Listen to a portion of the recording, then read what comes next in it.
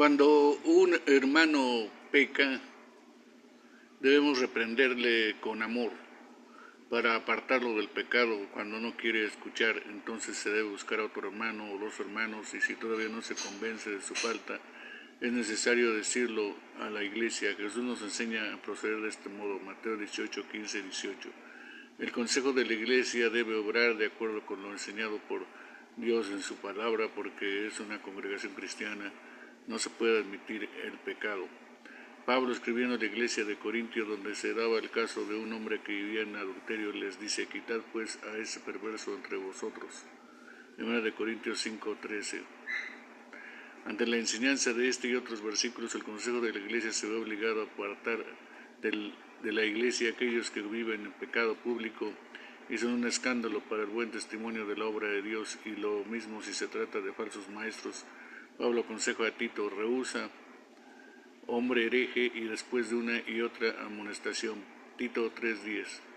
Al que vive en pecado debe primero amonestársele. Si escucha y se arrepiente de su pecado, entonces es perdonado y se salva su alma de la perdición. Santiago 5:20. Si por el contrario desprecia la amonestación, debe ser apartado de la participación de la Santa Cena. Pero si en el último término no se arrepiente, se le debe cortar como un pámpano muerto de la vid, dejando a la iglesia de considerarlo como hermano. Siempre que los pasos sean seguidos de acuerdo con lo que se dice en la Escritura sobre la amonestación de quienes viven en el pecado, el que es desechado de la congregación en semejantes casos es rechazado también por Dios, tenido por anatema. Sin embargo, si el pecador se arrepiente por temor al juicio eterno de Dios, se le debe volver a aceptar con gozo como hermano en Cristo, así como a veces con la disciplina se preserva a un hermano, porque Dios no se complace en la perdición del pecador, sino que se goza en que éste se arrepienta y viva. Si somos tercera parte de la gratitud que debemos a Dios por la salvación.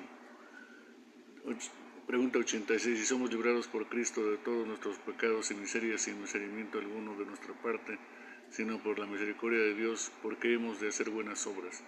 Porque después de que Cristo nos ha redimido con su sangre, nos renueva también con su Espíritu Santo a su imagen, a fin de que en toda nuestra vida nos mostremos agradecidos a Dios por tantos beneficios, y que Él sea glorificado por nosotros. Además de esto, para que cada uno de nosotros sea asegurado de su fe por los frutos, y finalmente para que también por la piedad e integridad de nuestra vida ganemos a nuestros prójimos para Cristo.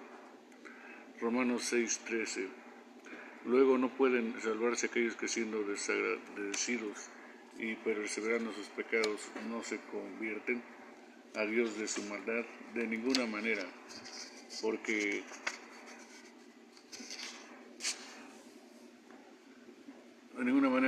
como lo testifican las Sagradas Escrituras, no heredarán el reino de los cielos los fornicarios, los idólatras, los adúlteros, los ladrones, los avaros, los borrachos, los maldicientes y los robadores. Romanos 12:1-2. Así que, hermanos, os ruego por las misericordias de Dios que presentéis vuestros cuerpos en sacrificio vivo, santo, agradable a Dios, que es vuestro culto racional. No os conforméis a este siglo, sino transformaos por medio de la renovación de vuestro entendimiento, para que comprobéis cuál sea la buena voluntad de Dios, agradable y perfecta. Las buenas obras son para glorificar a Dios. Dios nos ha adoptado como hijos suyos para que le glorifiquemos. Cristo nos ha comprado con su preciosa sangre para librarnos de la injusticia, para enseñarnos a andar libre, justa y piadosamente mientras esperamos su venida. En esto consiste nuestro llamamiento, en que sirvamos a nuestro Salvador y esperemos en Él como buenos siervos. Pablo dice: porque habéis sido comprados por precio, glorificad pues a Dios en vuestro cuerpo. 1 Corintios 6:20. Además, si caminamos combatiendo sinceramente contra el pecado, en la certeza de que Cristo está con nosotros en esa lucha, y amamos a nuestros enemigos, quienes nos rodean ven y pueden considerar y hablar con respeto de los hijos de Dios y honrarle. Cristo dice: así alumbre vuestra luz delante de los hombres, para que vean vuestras buenas obras y glorifiquen a vuestro Padre que está en los cielos. Mateo 5:16. Dios se ofende en gran manera cuando su nombre el ultrajado, o sea, cuando los impíos pueden decir con razón que los cristianos no son mejor que ellos en todos los aspectos de la vida. La vida cristiana debe ser un vivo ejemplo, de forma que todos los que nos rodean lleguen a sentir interés de vivir una vida como la nuestra, dedicada al servicio del Señor. El cristiano debe esforzarse para andar cada día más fielmente en los caminos del Señor, conocerle mejor y vivir en amor con sus hermanos y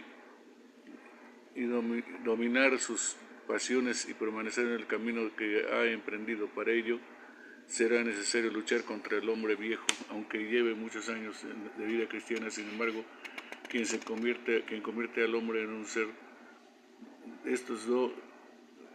ser libre de pecado es Dios mismo, por medio de su Santo Espíritu. En estos dones se manifiesta el amor predilecto de Dios, por el cual nos está concediendo una entrada gloriosa en el reino eterno de nuestro Señor y Salvador Jesucristo, segunda de Pedro 1, 5 al 11. ¿De cuántas partes se compone el verdadero arrepentimiento y conversión del Señor? De dos: la muerte del viejo hombre y la vivificación del nuevo. Romanos 6. ¿En qué consiste la muerte del hombre viejo? En que sintamos pesar de todo corazón de haber ofendido a Dios con nuestros pecados, aborreciéndolos y evitándolos más y más. Pregunta 90. ¿Es alegrarse de todo corazón en Dios por Cristo? ¿Y qué es la edificación del nuevo hombre?